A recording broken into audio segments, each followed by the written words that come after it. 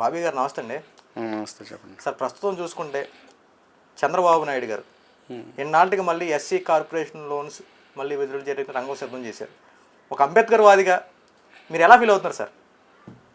గతంలో తెలుగుదేశం హయాంలో నా ద్వారానే సుమారుగా నేను ఒక 27 నుండి 30 మంది వరకు నేను లోన్స్ ఇప్పించాను, నా వెనకాల ఉన్నటువంటి ఫాలోవర్స్ కానీ ఎవరికైనా కానీ. ఆ విధంగా పోలిస్తే మళ్ళీ కార్పొరేషన్ లోన్స్ రావడం వల్ల ఏంటంటే ఉపయోగం, ఇప్పుడు సపోజ్ ఒక మధ్యతరగతి 10వ తరగతి చదువుతున్నటువంటి చదువుకున్న అబ్బాయి ఉన్నాడు. అతను ఒక ఇల్లు కొట్టు పెట్టుకోవాలనుకోండి, ఒక 2 లక్షలకు లోన్ తీసుకుంటే కార్పొరేషన్ ద్వారా ఆ ఇల్లు కొట్టు పెట్టుకుంటే అతని జీవన విధానం వెళ్ళిపోయింది. అతనికి ఆ 2 లక్షలు అప్పించేవాళ్ళు కూడా ఉండరు షెడ్యూల్ క్యాస్ట్ వ్యక్తికి. ఎందుకంటే షెడ్యూల్ క్యాస్ట్ వ్యక్తుల్ని కొంత ఎలా చూస్తారంటే బయట ఇంకా చిన్న చూపు చూసే పరిస్థితులు ఉన్నాయి.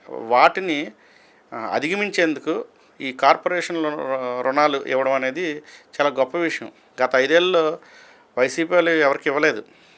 మరి వీళ్ళు ముందుకొచ్చి ఇవ్వడం అనేది మనం ఖచ్చితంగా హర్షించదగ్గ అంశం. ఇందులో చిన్న కరెక్షన్ ఏంటంటే అర్హులు ఎవరైతే ఉన్నారో వాళ్ళని గుర్తించి ఇవ్వాల్సిందిగా నేను గౌరవ జిల్లా కలెక్టర్లు ఎవరైతే ఉన్నారో వాళ్ళని కోరుతున్నాను. సార్, ప్రధానంగా చూసుకుంటే మీరు అన్నట్టుగానే వైఎస్ జగన్మోహన్ రెడ్డి గతంలో ఎస్సీ కార్పొరేషన్ నిధులే కానీ కొన్ని సంక్షేమ పథకాలకు సంబంధించిన అన్నింటిని క్యాన్సిల్ చేసి ఈ యొక్క నిధులను దారి మళ్లించి రకరకాల వాటికి ఉపయోగించారని చెప్పి అనేక ఆరోపణలు వచ్చాయి. ఇది ఎంతవరకు నిజమంటారు? జగన్మోహన్ రెడ్డి అనే వ్యక్తి ఆయన చేసినటువంటి ఎస్సీల పట్ల చేసినటువంటి ద్రోహం పట్ల అతను ఓడిపోయాడు.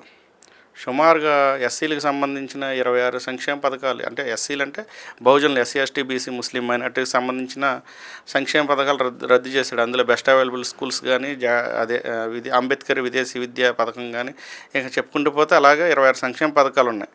ఆ విధానంలో పోలిస్తే మరి వీళ్ళు ఆ సంక్షేమ పథకాలు పునరుద్ధరణ చేస్తానంటున్నారు. ఇంకొక విధంగా ఈ లోన్లు అంటున్నారు కదా మీరు, ఎస్సీ ఎస్టీ సబ్ప్లాన్ నిధులను డైవర్ట్ చేశాడు అతను.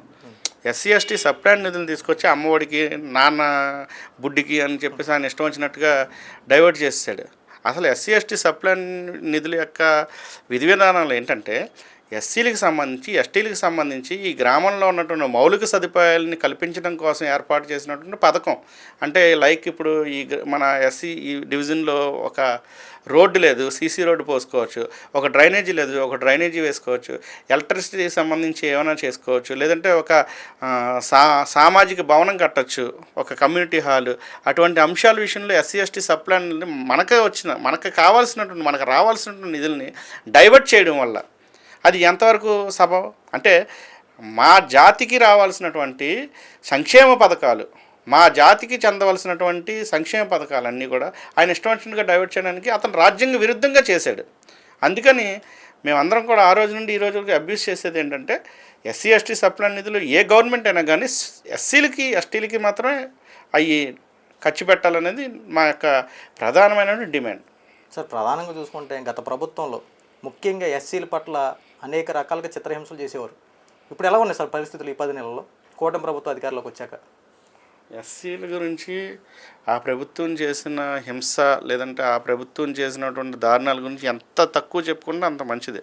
ఇప్పుడు నేను స్వయంగా డీల్ చేస్తున్నటువంటి కోడికత్తి సీన్ కేసు విషయంలో కానీ, లేదంటే నిన్న డీజీపీ గారిని కలిశాను. ఈ వీధి సుబ్రహ్మణ్యం అంటే డోర్ డెలివరీ చేశాడు అనంతబాబు అనే వ్యక్తి. ఆ కేసు విషయంలో, ఎమ్మెల్సీ అనంతబాబు విషయంలో, ఆ కేసు విషయంలో కానీ, చీరాలకు సంబంధించిన కిరణ్ విషయంలో కానీ, డాక్టర్ సుధాకర్ గారి విషయంలో కానీ, డాక్టర్ అనిత గారి విషయంలో కానీ, అలా చెప్పుకుంటూ పోతే అనేక 238 ఎస్సీ ఎస్టీ అట్రాసిటీ కేసులు జరిగినాయి. అంటే ఎస్సీ ఎస్టీ అట్రాసిటీ కేసుల విధానంలో వాళ్ళు చేసినటువంటి నిర్లక్ష్యత కానీ, వాళ్ళు ఎస్సీ ఎస్టీ ప్రజల పట్ల వాళ్ళు చేసినటువంటి కపట ప్రేమ కాబట్టి మనం చూసుకుంటే ఎట్లా చూడాలంటే, అతను దళితులు నా మేనమామలు అని చెప్తాడు. దళితుల మీద అన్యాయం జరిగినప్పుడు మరి సొంత మేనమామల్లాగా చూసుకోవాలి. ఎవరైతే దాడికి గురి చేశారో వాళ్ళని సస్పెండ్ చేసినట్టు చేసి మళ్ళీ పార్టీలో తీసుకున్నాడు ఎమ్మెల్సీ అనంతబాబుని. ఇప్పుడు తల్లి తండ్రి ఇద్దరు ఎంత క్షోభకు గురయ్యారంటే, ఈ వీధి సుబ్రహ్మణ్యం చనిపోతే నిన్న ఆ తల్లి తండ్రి ఎంత బాధపడ్డారంటే, నా కొడుకు బీచ్ రోడ్లోని చంపబడ్డాడు, ఎమ్మెల్సీ అనంతబాబు ఒక్కడే కాదు, అతను కాకుండా ఇంకా 2 గన్మెన్లు ఉన్నారు, ఆ 2 గన్మెన్లు కాకుండా ఇంకా 3 4 ఉన్నారు అనుమానితులు, మాకున్న అనుమానాలు ఉన్నాయి, అనుమానితులను విచారించాలి, ఏదైతే ఒక్కడే తీసుకెళ్ళి చంపేంత అతనికి లేదు, ఎవరో సహకరించారు అని అంత బాధపడుతుంది కదా ఆ తల్లి. అంటే బీచ్ రోడ్లో ఆ అబ్బాయికి ఇసుక అంటుకుందంట, ఆ వాటర్ ఉందంట. అంటే ఇంత దారుణంగా ఎస్సీల మీద దాడులు జరిగినప్పుడు, ఇంత దారుణంగా హింసించబడినప్పుడు నువ్వు నీ మేనమామలుగా నువ్వు భావిస్తే వాడిని ఖచ్చితంగా ఆడికి పడాల్సినటువంటి శిక్షనే నీ హయాంలోనే చేసుంటే ఎస్సీలుగా సంతోషపడేవాళ్ళం. అదేవిధంగా ఒక మాస్క్ అడిగినందుకు మరి డాక్టర్ సుధాకర్ గారిని ఎన్ని హింసలు పెట్టారండి. అతన్ని ఒక పిచ్చివాడిగా చిత్రీకరించి ఇవాళ వాళ్ళ తల్లి బయటకు వచ్చి ఏదైనా వాయిస్ అడగడానికి మనం వెళ్తే మాకు ఏం వద్దని చెప్పేసి దాక్కునే పరిస్థితి. అంటే అంత ఆ విధంగా భయభ్రాంతులకు గురైంది. చాలామంది చాలా రకాలుగా కామెంట్ చేశారు, భారతదేశంలో భారత రాజ్యాంగం నడుస్తుందేమో కానీ ఈ ఆంధ్రప్రదేశ్లో మాత్రం రాజారెడ్డి రాజ్యాంగం నడుస్తుందని. అదేవిధంగా ఈ ఆంధ్రప్రదేశ్లో రాజారెడ్డి రాజ్యాంగాన్ని తీసుకొచ్చిందే వైఎస్ జగన్మోహన్ రెడ్డి. రాజారెడ్డి రాజ్యాంగాన్ని తీసుకురావడమే కాకుండా బూతుల మినిస్టర్లను తీసుకొచ్చాడు. బూతుల మినిస్టర్లను తీసుకురావడమే కాకుండా అనేక రకాలుగా అనేక చోట్ల అనేక ఇబ్బందులకు గురి చేయడంలో వాళ్ళ మంత్రులు కానీ వాళ్ళ ఎమ్మెల్యేలు కానీ చేసినటువంటి విధి విధానాలు మాత్రం మనం మర్చిపోకుండా ఉండలేం. సార్, ప్రధానంగా చూసుకుంటే వైఎస్ఆర్సీపీ పార్టీ వాళ్ళు ప్రధానంగా ఆరోపించే మాట ఏంటంటే ప్రస్తుతం లా అండ్ ఆర్డర్ ఇష్యూలో చాలా అవకతవకలు జరుగుతూ ఉన్నాయి. గతంలో పోల్చుకుంటే ఇప్పుడు ఇంకా ఎక్కువ అరాచకాలు దౌర్జన్యాలు జరుగుతూ ఉన్నాయి. కూటమి ప్రభుత్వం ఏం చేస్తూ ఉంది, హోమ్ మినిస్టర్ అనిత గారు ఏం చేస్తూ ఉన్నారని చెప్పి పెద్ద ఎత్తున ఆరోపణలు చేస్తున్నారు. గతంలో పోల్చుకుంటే ఇప్పుడు ఎలా ఉంది సార్ అసలు లా అండ్ ఆర్డర్ ఇష్యూలు? అసలు హోమ్ మినిస్టర్ గారి గురించి మాట్లాడే నైతిక హక్కు వైఎస్ఆర్సీపీ ప్రభుత్వానికి లేదు.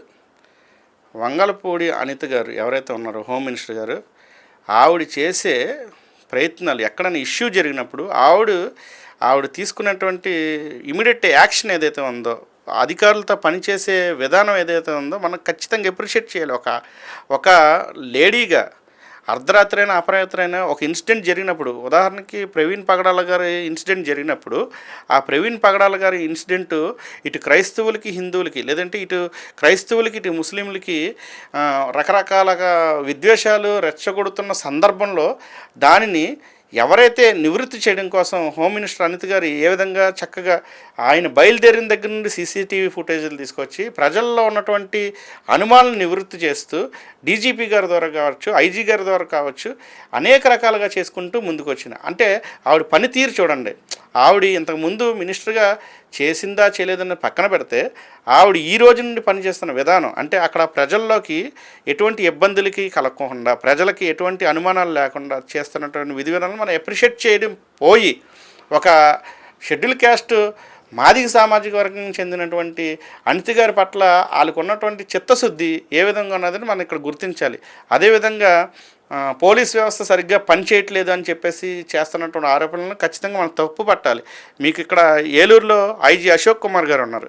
ఐజీ అశోక్ కుమార్ గారు మొన్న ఇక్కడ అనంతపల్లిలో జరిగిన జర్నలిస్ట్ మీద ఒక దాడి జరిగి దాని మీద సీఎంఓ అనే ఒక స్టిక్కర్ ఉన్నటువంటి వ్యక్తి దాడికి పాల్పడితే ఇమీడియట్గా 2 రోజుల్లో అతను ఎక్కడున్నాడో ట్రేస్ చేసి అతను అరెస్ట్ చేసి ఇవాళ రిమాండ్కి పంపించారు.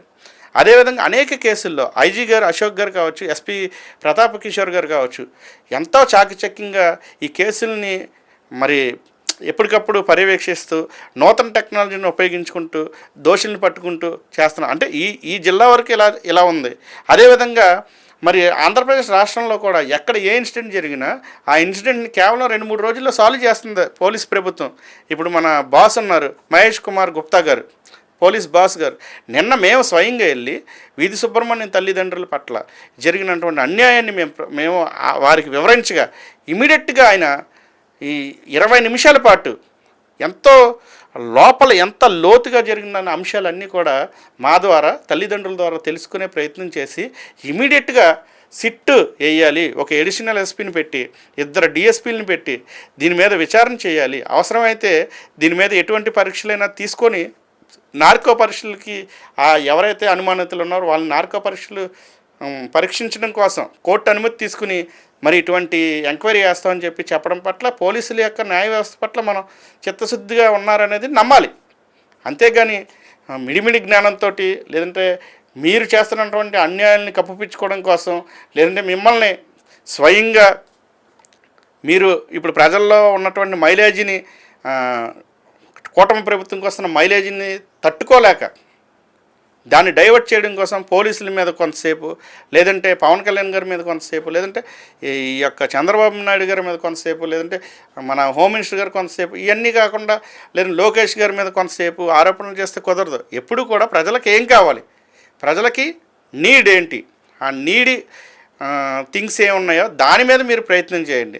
అంతేగాని పోయిన అధికారం కోసం ఎలాగైనా అధికారంలోకి రావాలి, ఎటువంటి అసత్య ప్రచారాలు చేసినా మనం వచ్చేస్తాం అనుకుంటే కనుక ప్రజలైతే అమాయకత్వంగా అయితే లేరు. ప్రజలు ప్రతిదాన్ని గమనిస్తున్నారు. ఖచ్చితంగా రానున్న రోజుల్లో ఒక మంచి నిర్ణయంతోనే ప్రజలు ముందుకెళ్తారని నేను ఆశాభావం వ్యక్తం చేస్తున్నా.